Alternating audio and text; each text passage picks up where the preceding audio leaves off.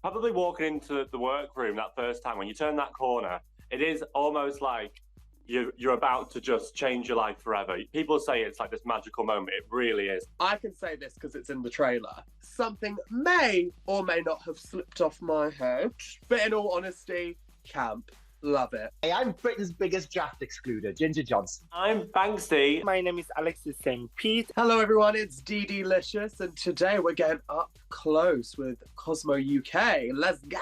Don't forget to subscribe for more content as gorgeous as this. Probably the runway. You don't really naturally think of what's happening big stage. How do they go on the stage? The whole process to getting on the stage. So I think that was my favorite part when we had to walk on the runway. I was just felt like a swan in a sea, swan in a sea, swan in a lake. Sorry.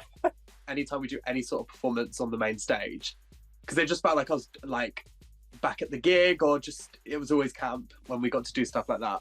Oh, I just love the incentives to, be clean and shave my legs and, cut down on smoking and be fed correctly and all the things that I probably need to do at home that I don't do. Meeting my absolute icons, of course. Being in the same room as RuPaul and Michelle Visage is a mind-blowing experience because for the last 10 years or more, they've just been little tiny people in my television. And all of a sudden I was able to smell them across the room, so that was absolutely mind-blowing. Outside of the show, I got a text from Sunita the other day, and it actually probably changed my life forever. I love Sunita. We met her at the private viewing the other day. I was starstruck looking at her, and then she caught eyes with me and ran at me and went, "Banksy, please, can I have a photo with you?" I went, "You're Sunita. You can have what you like." Mine isn't on the show either. My most starstruck was backstage at a festival I was working at, Mighty Hoopla, and I was hosting the stage, and I had to introduce the one and only Shaka Khan onto the stage. And I was waiting for her backstage, and she was a little bit late, and she turned up in a golf buggy, and she was smoking a cigarette that was about 9 inches long. And she took the cigarette out, and she dropped it on the floor, and at the same time, her assistant sat beside her, handed her a new lit cigarette directly into her mouth. And she said, "Say what you like, sweetie." I was like, oh my God, this is phenomenal. A little bit of behind the scenes tea is I made Drag Race go and buy me extra virgin olive oil because it's the only way that I can take my makeup off. And I forgot to bring it. And it's my essential because actually it's the most natural way to take your face off and it's anti-aging. So there's a Cosmopolitan beauty tip right for you. I would probably say, and this is the real old grandma answer, but I would probably say Sudocreme. Because I grew up in a house where if anything was red, it got Sudocreme put on it. It's a very abrasive situation in Drag Race for your body and your mind. So, little Sudocreme facial every night before bed sorted me right out. Wig glow. It's all about not being able to sing, but doing your hardest. So you pick the hardest song known to man. So I do a lot of Whitney Houston because I can't reach the notes, but people have a laugh watching me try. Like I get embarrassed really quickly, and on my free time, I wouldn't really go to the pub to sing karaoke. I just stay at home eat. I sound like a bag of cats being thrown about on a highway. Like, no, God, karaoke. But if I were to choose something to sing along to, it would have to be something like, one of, I don't know, it would have to be a Lady Gaga. I think karaoke is a scourge on the global society and should be banned from every music venue that is available. I think all karaoke microphones should be put in a large pile and set fire to. That's how I feel about karaoke. But if I'm pushed, I'll do This Train Don't Stop Here Anymore by Elton John, and I'll be very good at it. Professional and respectful towards everybody that's working around. Because when you work on such a big show, everybody works by the time, by a minute.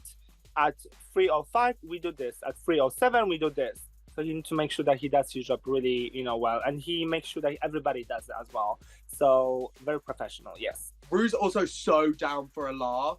I remember before the first day, before Rue walked in, I could hear her cackling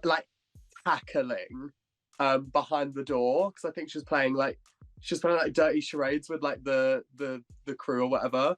And she's such a goofball. She's always down for a good time, and it makes us have a good time. RuPaul walks in the morning, in a dressing gown and a nice croc. with, you know, a nice little flat cap on and goes, "How are you doing, girlies? You doing all right? Are you well?" We all have a communal kiss, and then we end up going for tea and biscuits all together as a big group, which is always nice in the morning. Meeting her is absolutely amazing. It's like meeting a mythical creature. You know, it's like having a unicorn stood in front of you. And I think the thing that surprised me the most about it is that she is really personable, sorry, and she really does care about all of us and about the journey and about how we're all getting together and how the show is working, how everybody's feeling. And that was a really nice side of Ru that I didn't expect to see, to be honest, because obviously it's a huge production and there's a lot going on, but she did take time to really connect with all of us, which was amazing. Probably walking into the workroom that first time, when you turn that corner, it is almost like you're about to just change your life forever. People say it's like this magical moment. It really is. When you're in a workroom and you meet RuPaul for the first time off camera, and he's like, "Hello, everybody," and they're like, "Wow, so that's not fake. That's like a real person. Like, hi," you know. I think that part. Although they were so fun when you first do it and you turn that corner and they're all just there, like, poised and sat and watching. That's like a, what is going on? What day is it? Who am I? What's going on? My pinch me moment was in the same moment, but for a very different reason. I walked in there feeling so beautiful, so glamorous, so confident, ready to walk all over the competition. And then I turned to the right and saw everybody sat at the table and thought, "Oh, what have I done?" Talent in the room is phenomenal. So that was a real pinch me moment right in the face, right there. A little burst of the glamorous bubble. Well, I've got a few because I love parties and I love attention. My best party trick is leaving without saying goodbye, or even not turning up in the first place. A very dear friend of mine taught me something a few years ago, which is nobody cares if you don't go to the party. Nobody cares. You think in your mind, you're like, "Oh, I've got to go. I've got to show my face." All of that. Nobody cares. They're all having a good time. So my best party trick is actually staying at home with my cats and a takeaway. Mine is drinking. I'm really good at that. I can do that for quite a long time. And I don't think people enjoy me when I do it, but I do. So that's all that matters. Down one drink within a second. Sometimes I try to do a shoulder stand. It's a move that I first saw Brooklyn Heights do, where she gets on her shoulder and her legs are like out in the air like that. And I become a human table. Tights is obviously a very important part of drag, especially if you haven't shaved your legs like I have. And I couldn't get the brand of tights that I normally get before I went away, because I had to get lots and lots of pairs of them and they were out of stock. So I gave up eventually and bought these other tights. And then when I got there and I put them on, they were a different type of stretchiness and they squashed all my padding.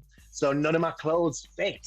So I had to go every day before the runway to get ready. I would be there with the sewing machine out on the table, trying to take in the outfits so that they weren't all baggy on me. So that was kind of a long running malfunction for me. I think my biggest malfunction was, and you'll see it, and this is like, if you watch the series, you need to watch out for it, is that I forgot to take all the labels off underneath my shoes. So, you know, you'll literally see just like a collection of ASOS throughout all of the series. I can say this because it's in the trailer. In episode 1, something may or may not have slipped off my head. Maybe. That was my biggest malfunction. But in all honesty, camp. Love it. It's a cap of synthetic hair.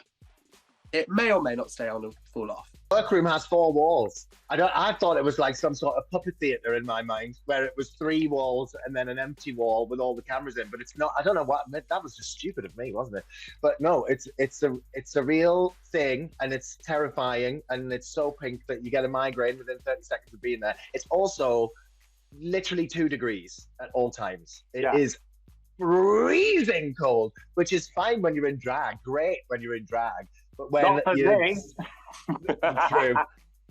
When you're sitting there with your nipples out, putting your makeup on, and you're poking someone in the eye beside you because of it, that's when the cold is not so good for you. Oh, the other thing was that it feels real. Like, I thought it was going to feel like a play. Like, I'm in a play of Drag Race. It honestly is like a real experience that they're just secretly filming. So it's so real all the way through. And then, you know, you watch it and you go, oh my God, I was picking my nose for half an hour. What the hell did they put that on telly for? On the first episode, I put my one of my really tall updos near one of the light bulbs. And I remember I'd like put it there, I was like, oh, it's fine. Walked away, and I remember Crystal told me she burned a hole in one of her wigs. And I like slowly turned. I don't want to get told off, so I didn't say anything to any of the crew. Turned, I could see a little bit of smoke. I was like, yeah. Oh, but I didn't actually scream that. I said it internally. I kind of more or less went, and then ran over and just moved her away a little bit. Yeah. Start preparing right now. Don't wait until you find out you're getting on the show to start your preparations, because there is a lot to do in a very short space of time. There are so many things I wish I'd been doing in the background before I even applied for the show to be ready for it. Get your together, get your life organized, because it's going to be turned upside down. It's not as serious as you think it is.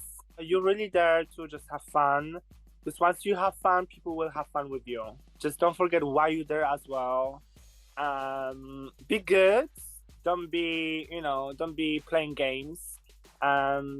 But yeah, just enjoy the moment. You do have to have a strong mindset to go into there and like do well and have fun. It's really hard to get distracted and compare yourself. But like, this is something that a lot of queens wanted, and you've got the place. Go in there, make the most of it, milk it, show your personality, because people don't fall in love with people who put on personalities. People fall in love with people who just go in there and they're exactly them. People need to have something relatable, you know? Thanks, see you later, bye, see you, bye.